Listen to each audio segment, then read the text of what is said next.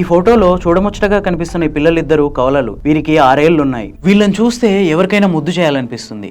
కానీ ఆ కసాయి కన్న తల్లి మాత్రం చిత్రహింసలు పెట్టింది, చావబాదింది, రక్తాలు వచ్చేలా కొట్టింది, వేడి చేసిన పేనం మీద కూర్చోబెట్టి దానికి తాడుతో కలిపి కట్టేసింది. ఈ చిత్రహింసలు తట్టుకోలేక ఓ పిల్లోడు చనిపోగా మరో బాబు చావుబతుకుల మధ్య కొట్టుమిట్టాడుతున్నాడు. అసలు ఏం జరిగింది?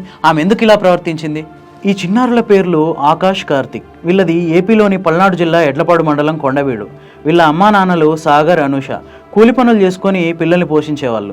అంతా బాగుందనుకునే టైంలో అనుష రెండోసారి ప్రెగ్నెంట్ అయింది.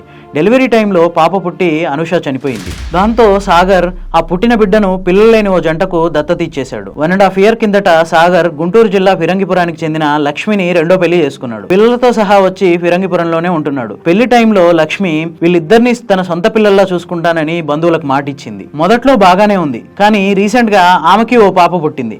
అప్పటి నుంచి ఈ పిల్లల్ని శత్రువుల్లా చూడడం మొదలుపెట్టింది. ఓ రోజు ఇంట్లో నుంచి పిల్లల ఏడుపులు అరుపులు వస్తుండటంతో చుట్టుపక్కల వాళ్ళు సాగర్ అక్క అంటే ఈ పిల్లలకు మేనత్ అయిన విజయ్కి ఫోన్ చేసి చెప్పారు. ఆమె వచ్చి చూసేసరికి కార్తీక్ ఒంటి నిండా గాయాలున్నాయి, రక్తం గారుతుంది. ఆకాష్ని వేడి పేన మీద కూర్చోబెట్టి కట్టేసి ఉంచింది. ఆ టైంలో సాగర్ కూడా ఇంట్లోనే ఉన్నాడు. అయినా కనీసం పిల్లల్ని పట్టించుకోలేదు.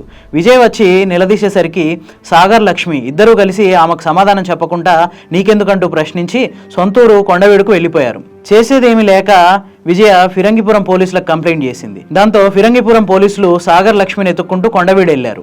పోలీసులు కొండవీడు వెళ్లేసరికి అప్పటికే కార్తీక్ చనిపోయాడు. స్పృహ లేకుండా పడి ఉన్న ఆకాష్ని పోలీసులే ఆసుపత్రిలో జాయిన్ చేశారు. లక్ష్మీ సాగర్ని అరెస్ట్ చేశారు. 6 ఏళ్ల ఆ పిల్లలు తన కూతురికి పోటీ వస్తారనే ఉద్దేశంతో లక్ష్మి ఈ పని చేసినట్లు పోలీసులు చెప్తున్నారు. 10 గంటల సమయంలో జి విజయ అనే కంప్లైంట్ ఇచ్చిన మేరకు మేము కంచెల్ల సాగర్, లక్ష్మి అనే వాళ్ళు వాళ్ళ సవతి బిడ్డలని ఇద్దరిని మగపిల్లల్ని ఒక పిల్లని చంపేసినట్టుగా సమాచారం రాబడితే మేము కొండవీడులో ఉన్న బాబుని హాస్పిటల్ షిఫ్ట్ చేయడం జరిగింది. రెండోవాడు గాయాలతో ఉంటే హాస్పిటల్కి అతను కూడా దించేసామండి. ఒక తల్లికి 10 మంది బిడ్డలున్నా వాళ్ళందరికీ సమానంగా ప్రేమ పంచగలుగుతుంది. కానీ తన బిడ్డకి ఎక్కడ పోటీ వస్తారనే కోపంతో సవతి బిడ్డలు ఇద్దరికి ప్రేమ పంచలేక వాళ్ళని కడతీర్చిన ఈ కసాయి తల్లి లక్ష్మి లాంటి వాళ్ళని ఏం చేయాలి? కింద కామెంట్ చేయండి.